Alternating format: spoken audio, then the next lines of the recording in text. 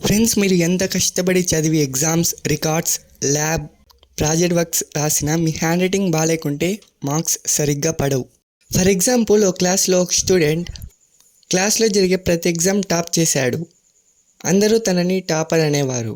కానీ ఒక టీచర్ తనని, నువ్వు అన్ని క్వశ్చన్స్కి కరెక్ట్గా ఆన్సర్ చేసావు, కానీ నీ హ్యాండ్ రైటింగ్ ప్రెజెంటేషన్ కొంచెం ఇంప్రూవ్ చేసుకొని అడ్వైజ్ ఇచ్చారు.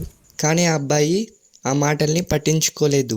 అదే క్లాస్లో సాయి అనే ఒక స్టూడెంట్కి యావరేజ్ మార్క్స్ వచ్చాయి. ఎప్పుడైతే ఫైనల్ ఎగ్జామ్స్ రిజల్ట్స్ వచ్చాయో క్లాస్ మొత్తం షాక్ అవుతుంది.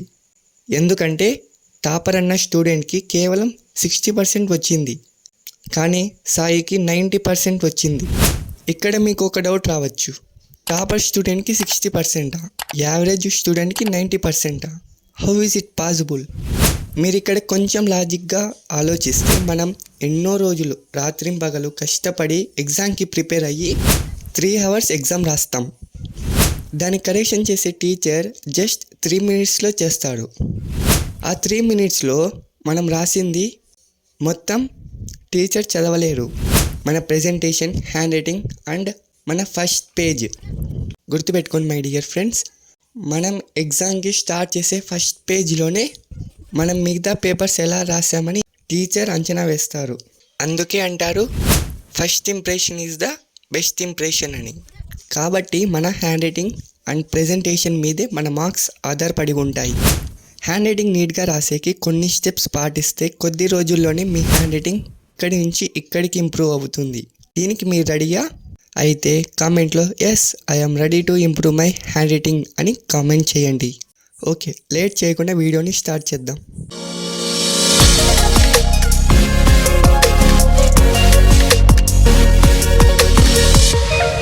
ఫ్రెండ్స్, మీరు మీ హ్యాండ్ రైటింగ్ని ఇంప్రూవ్ చేయడానికి ఈ 5 steps ఖచ్చితంగా పాటించాలి. Step 1, proper grip.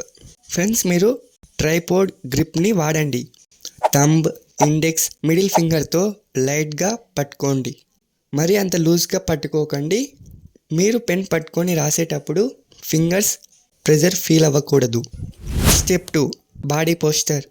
Body poster చాలా ఇంపార్టెంట్. చైర్ మీద స్ట్రైట్గా కూర్చోండి. టేబుల్ హైట్ కరెక్ట్గా ఉండాలి. హ్యాండ్ ఫ్రీగా మూవ్ అవ్వాలి. స్టెప్ 3, లైన్స్ పేపర్ వాడండి. ఫ్రెండ్స్, మీరు హ్యాండ్ రైటింగ్ ఇంప్రూవ్ చేసుకోవాలి అనుకుంటే మీరు వైట్ పేపర్ కన్నా లైన్స్ పేపర్ని ఎంచుకోండి. లైన్స్ పేపర్లో ప్రాక్టీస్ చేయండి, ఎందుకంటే లెటర్స్ అన్నీ సేమ్ సైజులో ఉంటాయి. వడ్డుకి స్పేస్ ఇచ్చి రాయడం ప్రాక్టీస్ చేయండి. దీనివల్ల మీ ప్రెజెంటేషన్ బాగుంటుంది. టీచర్కి కూడా మీ పేపర్ మీద మంచి ఇంప్రెషన్ పడుతుంది. స్టెప్ 4, స్లో అండ్ క్లియర్గా రాయండి. బరాబరా కోడి గెలికినట్టు కాకుండా నీట్గా, నిదానంగా రాయండి. ఫాస్ట్గా రాయడం కంటే నీట్నెస్ చాలా ఇంపార్టెంట్. లెటర్స్కి స్పేసింగ్ ఒకేలా ఉండాలి. Step 5, daily practice. ప్రతిరోజు 10 to 15 minutes ప్రాక్టీస్ చేయండి. ఒక హ్యాండ్ రైటింగ్ స్టైల్ని చూస్ చేసుకోండి. 4-line నోట్బుక్లో ఆల్ఫాబెట్ నుంచి స్టార్ట్ చేయండి. ఫ్రెండ్స్, ఇప్పుడు చెప్పేది bonus tip. Practice similar groups together.